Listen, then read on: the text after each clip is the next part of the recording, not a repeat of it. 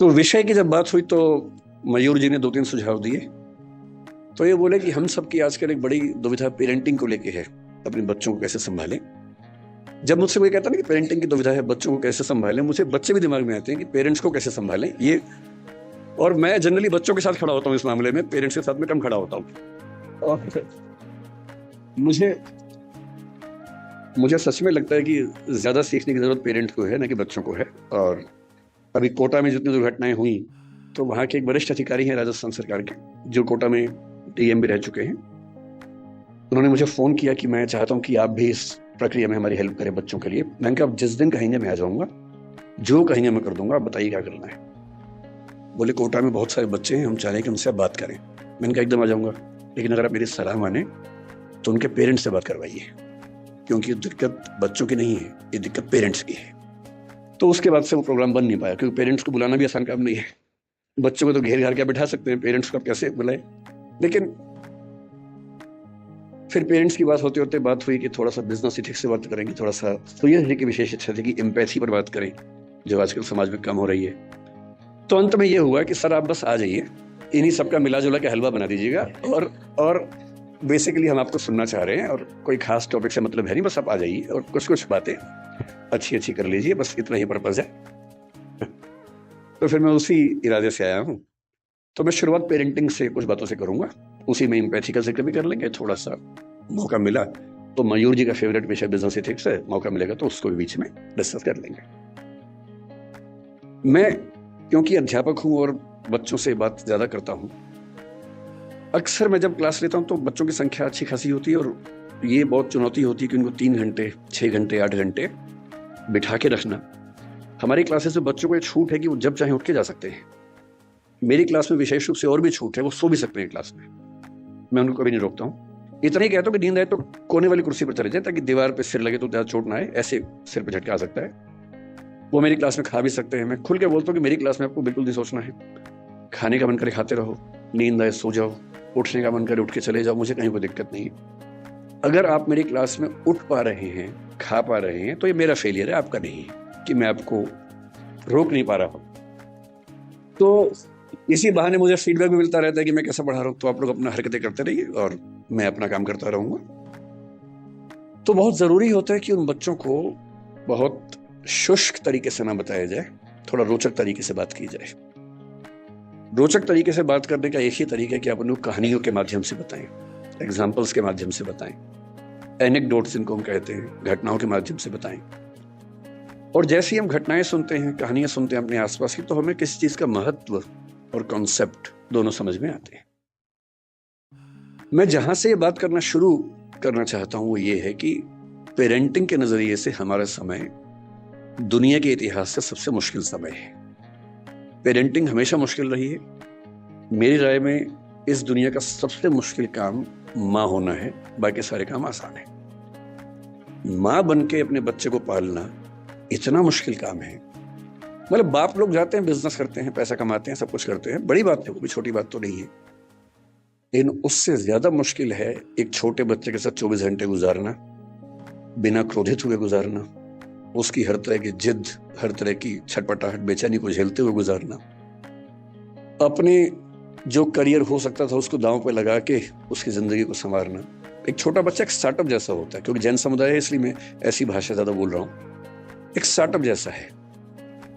आप उससे 15, 17, 18 साल इन्वेस्ट करेंगे, बहुत सारी पूंजी खर्च करेंगे, समय खर्च करेंगे, तो जाके उसकी वैल्यूएशन बनती है। और नहीं तो जैसे स्टार्टअप फेल होते हैं, 1000 में से एक आदि पास होता है, बहुत सारे स्टार्टअप फेल होते हैं। तो ये परवरिश की दुनिया में भी होता ही है। जब मैंने कुछ घटनाओं की खोज की कि आजकल के चैलेंजेस क्या हैं, तो मैं घटनाएं पढ़ के बहुत घबरा सा गया। फिर मैंने कारणों की खोज की। मैंने देखा कि पिछले केवल 6 महीने की अगर मैं बात करूं या 2-3 साल की बात करूं, तो ये घटना कि किसी पेरेंट ने अपने बच्चे को मार ही दिया, किसी भी दौर की तुलना में ज्यादा हो रही है। फेलिसाइड एक शब्द होता है साइकोलॉजी में। फेलिसाइड का मतलब है अपने बच्चे को मार देना। फेलिसाइड जिस गति से हमारे समाज में इस समय है, उतना किसी दौर में नहीं था। आज के अखबार में खबर मैंने पढ़ी, परसों की खबर है, कर्नाटक का एक जिला है, उत्तरी कन्नड़ बोलते हैं उसको। एक माँ अपने बच्चे से इतनी परेशान हो गई, 6 साल का बच्चा था, ठीक से सुन नहीं सकता था, ठीक से बोल नहीं सकता था, कि अंत में उसने क्या किया, परसों एक नदी में जहां बहुत सारे मगरमच्छ थे, अपने बच्चे को फेंक दिया। और जब खबर मिली प्रशासन को, प्रशासन गए, तब तक बच्चे का मतलब जो डर था वो हो चुका था, उसकी मौत हो गई थी। तो मैं सोच रहा था कि इतनी क्या बेचैनी हो गई होगी, ऐसा क्या हो गया होगा। फिर मुझे ध्यान है कि आज से करीब 4 महीने पहले गोवा और बेंगलोर के बीच का एक केस बड़ा प्रसिद्ध हुआ था। एक महिला जो एक AI स्टार्टअप की फाउंडर थी, CEO थी, उसने अपने 4 साल के बच्चे को मार दिया, ऐसा आरोप है, और वो भी जेल में है। हम सोचते हैं कि हमारे देश में ही हो रहा, नहीं, दुनिया भर में हो रहा है। न्यू जर्सी का एक केस पिछले 20 दिन से काफी पॉपुलर हो गया है। 3 साल पहले एक फादर न्यू जर्सी अमेरिका में था, 6 साल का बेटा है, थोड़ा मोटा है। अच्छा, पेरेंट होना बड़ा मुश्किल काम है, क्योंकि आप बचपन में खुद प्रतिस्पर्धाओं में लगे रहते हैं और पेरेंट बन के एक नए किस्म का कंपटीशन हो जाता है। इसका बच्चा पढ़ने में मेरे बच्चे से ज्यादा अच्छा कैसे हो गया, उसका बच्चा दिखने में मुझसे मेरे बच्चे से अच्छा कैसे हो गया। एक अजीब सी प्रतिस्पर्धा जिंदगी भर चलती रहती है। इसलिए पेरेंट होने में बहुत पेशेंस चाहिए, क्योंकि आपका बच्चा वैसा होगा नहीं जैसा आप चाहते हैं। हम सब डिजाइनर बेबी चाहते हैं, ऐसा बच्चा लंबा इतना हो, सुंदर इतना हो, इतना स्मार्ट हो, पढ़ने में तो ऐसा हो कि सबको पीछे कर दे, समझदारी में तो अलग ही लेवल का हो, उसके बाद भी आज्ञाकारी इतना हो कि हमेशा पैर छूता रहे। ऐसा कॉम्बो है नहीं दुनिया में कहीं भी, और ऐसे कॉम्बो आप भी नहीं थे अपने पेरेंट्स के सामने। जब आप नहीं थे अपने पेरेंट्स के सामने, तो आप कैसे उम्मीद कर सकते हैं कि आपके बच्चे वैसे कॉम्बो बनेंगे? नहीं बन सकते। तो आपका बच्चा शायद पढ़ने में अच्छा होगा, लेकिन थोड़ा मोटा होगा, पढ़ने में खराब है लेकिन दिखने में सुंदर है, दिखने में सुंदर हो गया, पढ़ने में भी अच्छा हो गया, पर बदतमीज है। कहीं ना कहीं तो मामला फंसेगा ही। और जब तक मामला घर के अंदर है मैनेज हो जाता है, जब बाहर जाने लगता तो बड़ा पेशेंस चाहिए। लोग मजाक बनाएंगे आपके बच्चे का, 10 लोग आपके सामने चिढ़ा के बोलेंगे तुम्हारा बच्चा जो है ना देखने में भद्दा लगता है, आपका खून जल जाता है उस समय, अहिंसा का विचार हट जाता है उस समय। मन करता है कि अभी तो हिंसा हो ही जाए, बाद में अहिंसा देख लेंगे, ऐसा मन में आता है। स्वाभाविक सी बात है, सबके मन में आता है। तो उस आदमी के साथ जो हुआ न्यू जर्सी में, उसका बच्चा थोड़ा सा मोटा था। बहुत लोगों के बच्चे मोटे होते हैं, अमीर समाजों में ज्यादा है, अमेरिका में ओबेसिटी ज्यादा है, यूरोप में ज्यादा है। मेरा ख्याल है कि भारतीय समाज में जैन परिवारों में दिक्कत थोड़ी ज्यादा होगी, क्योंकि जैन समाज भारत का सबसे अमीर समाज है। तो ये खतरा ज्यादा है, सीधी सी बात है, खतरा ज्यादा है, क्योंकि जहां एफ्लुएंस ज्यादा है, पैसा ज्यादा है, सुविधाएं ज्यादा हैं, वहां खतरा ज्यादा है। सिंपल सी बात है। तो वो पेरेंट ऐसा था, बाप, एक दिन उसको शायद किसी ने कह दिया होगा तुम्हारा बेटा बहुत मोटा है, उसे गुस्सा आ गया। 6 साल का बेटा, उसने बेटे को पकड़ा कि चलो जिम चलो मेरे साथ। बेटे ने कहा पापा क्यों ले जा रहे हो, लेकिन उस समय उसको बचाने वाली माँ घर में नहीं थी, तो बाप घसीटता वो ले गया जिम उसको, और ट्रेडमिल चलाया कि चलो दौड़ो इस पे। ट्रेडमिल तेज कर दिया, बच्चा पूरी ताकत से दौड़ रहा है लेकिन नहीं दौड़ पा रहा, धम से गिरा नीचे। बाप ने 2 झापड़ मारे, फिर चढ़ाया ट्रेडमिल के ऊपर। 5-6 बार वो गिरा, और ऐसा गिरा कि उसकी मौत हो गई।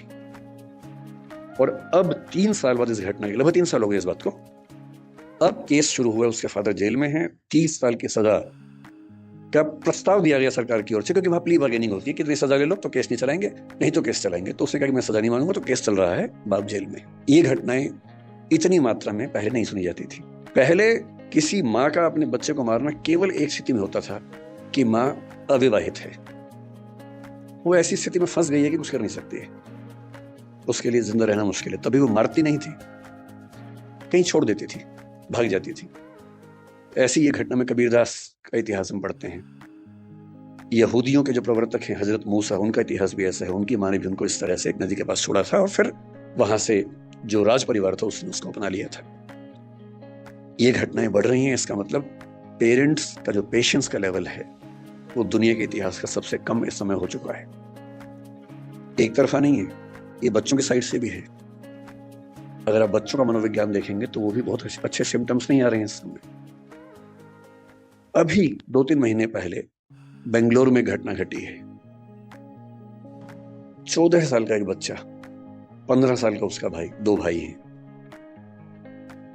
14 साल के बच्चे ने अपने माँ बाप दोनों की हत्या कर दी। एक बहुत बड़ा बोल्डर उनके ऊपर फेंका, बाप के ऊपर। पिता को मारना चाह रहा था, माँ दुर्भाग्य से क्योंकि साथ में थी उसकी मौत हो गई। और फिर पूछा गया कि ऐसा क्यों किया भाई तुमने? उसने जो कहा वो हम सबके लिए बहुत जरूरी है।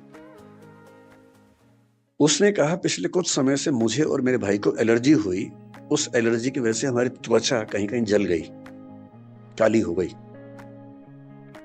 और रोज हमारे पापा बोलते थे, मतलब गालियां देते थे कि तुम कितने भद्दे दिखते हो, बदसूरत दिखते हो, क्या करते हो, बदतमीजी करते हो, कुछ गलत काम करते हो, इसलिए ऐसा हो गया है। और उसने पुलिस को बताया कि एक तो मैं खुद परेशान कि मेरे साथ ये क्या हो रहा है, और जब मैं घर आता था इस उम्मीद में कि घर पे कम से कम घर पे तो लोग मुझे समझेंगे, वहां तो प्रेम मिलेगा, वहां तो अनकंडीशनल तरीके से मुझसे बात होगी, वहां भी गालियां पड़ती थी, रोज गालियां सुनता था। और एक दिन जब गालियां बहुत ज्यादा हो गई, नहीं झेल पाया, तो मैंने कदम उठाया और मुझे इस बात का कोई अफसोस नहीं। ऐसी घटना है। 14 साल का बच्चा है सिर्फ। आप इंटरनेट पे केवल एक चीज सर्च करके देखिए कि ऐसी माताएं या पिता बूढ़े जिनको बच्चों ने घर से बाहर निकाल दिया हो। मैंने यूं ही परसों नेट पर सर्च किया, old age parents who have been thrown out by their children from the home. मुझे लगा एक घटना सामने आएगी, कुछ पढ़ूंगा उसके बारे में। इंटरनेट के कई पेजेस भर गए, घटनाएं खत्म नहीं हो रही थी। और जो मोस्ट रिसेंट घटनाएं थी उनमें से एक थी बंगाल की, एक ऐसी औरत जिसका पति मर गया, 90 साल की है, 7 बच्चे हैं। 7 बच्चे उन घरों में रहते हैं जो उस महिला के पति ने और उसने मिलकर बनाए थे। और 7 बच्चों ने अपनी माँ को घर से बाहर निकाल दिया, जिस जगह में रहती थी। 12 की घटना है। 12 एक जगह है बंगाल में, वहां की घटना है। अब माँ घर में है, कैसे निकाले? किराए पर एक टीम को हायर किया, बदमाशों की टीम को। वो आई, माँ को उठाया, रात को लेके गई और कहीं फेंक के आ गए, सिर्फ इसलिए इस बुढ़िया का झंझट कौन उठाए। जब ऐसी घटनाएं आप भी पढ़ते ही होंगे अखबारों में, मैं भी पढ़ता हूं। और जब ऐसी घटनाएं हमारे सामने आती हैं तो हमें बहुत केयरफुल हो जाना चाहिए कि कुछ ऐसा हो रहा है जो ठीक नहीं है। और ये मामला ये कह के टाल देना कि बच्चे आजकल ठीक नहीं हैं, ये पेरेंट्स का सबसे आसान सेफ मैसेज है कि आजकल के बच्चे ठीक नहीं हैं। हमें समझना चाहिए कि ये मामला बच्चों से ज्यादा पेरेंट्स के लिए महत्वपूर्ण है कि उनसे कहीं कोई ऐसी गलती तो नहीं हो रही कि ऐसी घटनाएं हमारे समाज में ज्यादा हो रही हैं। तो मैं भी एक पेरेंट हूं। पेरेंटिंग पर बोलने का बहुत हक मुझे नहीं है, क्योंकि मैं ऐसा कोई 30 मार्क का पेरेंट नहीं हूं। मेरा बच्चा बड़ा साधारण सा है, सामान्य सा बच्चा है। पर मुझे एक बात का सुकून है, मैं उसकी साधारणता को बहुत एंजॉय करता हूं, मुझे बड़ी खुशी होती है। और जो सबसे अच्छा बाप मुझे लगा पिछले 10-20 साल में इस समाज में, सबसे अच्छा बाप, वो मध्य प्रदेश के सागर में रहता है, एक कॉन्ट्रैक्टर है। 2018 में एक खबर पढ़ी, मैं पढ़ के दिन भर खुश रहा उस खबर को पढ़ने के बाद। उसका बच्चा 10वीं क्लास में फेल हो गया। अब हम सबके बच्चे फेल होते हैं कहीं ना कहीं। हाँ, पूरी क्लास में फेल नहीं होता, एक सब्जेक्ट में फेल हुआ, कहीं नंबर कम आ गए, सब होता ही है हमारे साथ, कौन सी खास बात इसमें। पर हम सब छिपाने में लग जाते हैं। हम सब बच्चों पर दबाव बना बना के उनको कोटा भेजते हैं, और फिर हम खबरें पढ़ते हैं कि एक साल में 25-30 बच्चों ने सुसाइड कर लिया, क्योंकि वो दबाव झेल नहीं पाए सफलता का। उस बाप को बड़ी चिंता हो गई कि मेरा बच्चा फेल हुआ है, उसके आसपास के बच्चे चिढ़ाएंगे, उन बच्चों के पेरेंट्स चिढ़ाएंगे, बुलिंग होगी, इस बच्चे पर दबाव ना हो जाए। उसने क्या किया, उसी दिन शाम के समय एक बहुत बड़ी पार्टी दी, सबको बुलाया, एक पार्टी है, बताया नहीं क्यों बुलाया, बच्चे को उसने बुलाया और सबके सामने बोला, ये पार्टी इसलिए है कि मेरे बच्चे ने मेहनत की थी, फेल हो गया कोई बात नहीं, मैं एकदम इसके साथ हूं, और ये बच्चा मोटिवेशन के साथ अगले साल आपको पास होकर दिखा देगा, डरने की बात नहीं। और मैं दंग रह गया कि कोई बाप इतना सुंदर कैसे हो सकता है, इतना खूबसूरत बाप, कि मेरा बच्चा फेल हो गया, मैं तो इसको भी सेलिब्रेट करूंगा। भाई, मेरे बच्चे ने मेहनत की थी, नहीं रिजल्ट आया तो क्या हो गया? मैं क्यों एक्स्ट्रा वजह बनूं कि उस बच्चे के डिप्रेशन में जाने की, एंजाइटी में जाने की। और वो खबर पढ़ के मुझे लगा कि ये तो एक फिल्म बनाने लायक खबर है। आजकल मैं खबरें पढ़ता हूं तो मुझे वो भी दिमाग में आने लग गया कि फिल्म किसके, क्योंकि पिछले कुछ साल मेरा वैसा एक्सपीरियंस भी रहा इस फिल्म के स्क्रिप्ट लिखने के दौरान। ट्रेनिंग ऐसी हुई कि अब हम खबर पढ़ते सोचते कि फिल्म में कैसे सेट हुआ, कैसे फिल्म में ला सकते हैं इस बात को। अच्छी खबरें भी है, लेकिन बुरी खबरों का अनुपात थोड़ा सा बढ़ा है और तब मैं सोचने पर मजबूर होता हूं कि क्या ऐसी वजह है। ये तो बहुत आसान बात है कि मैं कहूं कि जो बात हमारे जमाने में थी वो आज के जमाने में नहीं है। अरे हमारे जमाने के बच्चे जैसे होते थे आज के जमाने के नहीं होते। ये तो बात हर बूढ़ा आदमी बोलता अपने बच्चों को। आपके पेरेंट्स आपको बोलते थे, आप अपने बच्चों को बोलते होंगे, सामान्य बात है। लेकिन हमारी नई पीढ़ी सचमुच एक ऐसे दौर में है जो मानवता के इतिहास में आज तक नहीं आया है और इसको हम जितना जल्दी समझ लेंगे उतना अच्छा रहेगा। हम जब बच्चे थे, हम स्कूल जाते थे, स्कूल में कुछ गड़बड़ हो भी गई तो स्कूल में बात खत्म हो जाती थी। बहुत हुआ तो पेरेंट्स के पास चिट्ठी आती थी, फिर घर में पिटाई होती थी, उतना ही मामला था। थोड़ा स्कूल में पिटे, थोड़ा घर में पिटे, मामला खत्म, बात खत्म हो गई। स्कूल में आपने कुछ गलती कर दी, 4 लोगों ने चिढ़ाया, थोड़ी बुलिंग हुई, सब लोग हंसे, आपके 2 आंसू निकले, ठीक है, बात खत्म हो गई। उसके बाद आप पर इम्पैक्ट किसका था? टीचर का था, पेरेंट्स का था, स्कूल के दोस्तों का था, गली के दोस्तों का था। इतनी दुनिया हमारी होती थी। हम खूब खेलते थे स्कूल के बाद, स्वाभाविक था, कुछ छोड़ता ही नहीं खेलने के लिए। हम क्या करते? खेलते ही थे। कभी क्रिकेट खेला, फुटबॉल खेला, कंचे खेले, गुल्ली डंडा खेला, सब कुछ खेला, पर खेला, घर से बाहर निकले, खेले हम लोग। जब मेरा स्कूल खत्म हो रहा था उस समय वीडियो गेम्स आनी शुरू हो गई थी। मारियो नाम की एक वीडियो गेम आई थी जिसका मैं बाद में चैंपियन बन गया था। मैंने ठीक ठाक उसमें अभ्यास किया था और उसके लिए खेलने के लिए स्पेशल जगह जाना होता था। एक वीडियो गेम शॉप होती थी, घर से पैसे चुराने होते थे या मांगने होते थे, क्योंकि वहां पैसे लगते थे। पैसे इतने कहां से आएंगे? फिर आप वहां खेलेंगे, दीवानों की तरह खेलते रहेंगे। वो शुरू हुआ था। आज के बच्चों की जो हालत है, मुझे क्योंकि ऐसे बहुत सारे पेरेंट्स मिलते हैं, बहुत सारे बच्चे भी मिलते हैं। कई बच्चे मेरे पास आके जब अकेले में बात करते हैं तो कुछ ऐसी बातें बोलते हैं जो पेरेंट्स हमें नहीं बोल सकते हैं। मुझे उनके पेरेंट्स पे तरस आता है। जो घटना मैं आज तक नहीं भूल पाया, मुझे एक बच्ची ने आज से 15 साल पहले आके क्या कहा, लगभग रोते हुए, कि मैं आईपीएस बनना चाहती हूँ। मैंने कहा ठीक है, तो इसमें रोने क्या बात है? आईपीएस तो खुश होकर बनो, रो के क्यों बनना है? तो उसने कहा आईपीएस इसलिए बनना है कि आज से कुछ साल पहले गांव में मेरा गैंग रेप हुआ था। अभी मामला सीरियस हो गया, मैं चुप हो गया। मैंने पूछा फिर आपके पेरेंट्स ने क्या एक्शन लिया? पुलिस में रिपोर्ट किया नहीं की? उसने कहा नहीं, पुलिस तो बात की बात है। मेरे जीवन की सबसे बड़ी दुविधा यह है कि मैं अपने पेरेंट्स को बता नहीं सकती, क्योंकि वो मुझ पर भरोसा नहीं करेंगे, मेरी ही गलती निकालेंगे। तो मैंने कहा तुमने बताया नहीं पेरेंट्स को? बोले नहीं, ना बताया है, ना बता पाऊंगी, आज तक किसी को नहीं बताया है। रोज घुटती हूं अंदर ही अंदर, आज पहली बार आपको बता रही हूं। और आईपीएस इसलिए बनना है कि जो मेरे साथ हुआ किसी और के साथ ना हो। और मैं तब से सोचता हूं कि वो कितने अभागे और मूर्ख पेरेंट्स होंगे जो अपने बच्चे से ये बात नहीं कर सकते। आपका बच्चा गैंग रेप का शिकार हो गया और उसमें इतनी हिम्मत है कि उस चीज को झेल गया, आपको नहीं बता पा रहा, क्योंकि उसको आप पर इतना भी भरोसा नहीं है कि आप उसकी बात सुन पाएंगे। जितने रेप हमारे समाज में होते हैं उनमें से 95% घर के अंदर होते हैं। घर के मेंबर्स या दूर के रिश्तेदार या आस पड़ोस के लोग करते हैं। और उनमें से शायद 10% से ऊपर की खबर किसी को लगती नहीं है। क्यों नहीं लगती है? क्योंकि जब जब कोई बच्ची अपने पेरेंट्स को बोलती है कि ऐसा हुआ है, पेरेंट्स कहते हैं कि नहीं, तूने गलती की होगी, या छुपा दे, दबा दे बात को, चुप रहे, दूर रहा कर उनसे। हिम्मत नहीं करते कि हिसाब बराबर करें, अपनी बेटी का हक मांगे उस आदमी से, इतनी हिम्मत नहीं करते। ऐसे बुज़दिल समाज में क्या होगा? डिप्रेशन नहीं होगा, एंजाइटी नहीं होगी तो क्या होगा? और उस लड़की की बात सुन के मैं हिल गया था। यह अलग बात है कि उस लड़की ने बहुत मेहनत की, बाद में आईपीएस बन भी गई। उसके बाद वो क्या कितना कर पाई मुझे नहीं पता, पर मेरा ख्याल है कि जिस जिले में वो रहती होगी, कम से कम उस जिले की लड़कियां और बेटियां महफूज रहती होंगी। लेकिन वो तो एक अलग बात है, उसने क्या किया अलग बात है।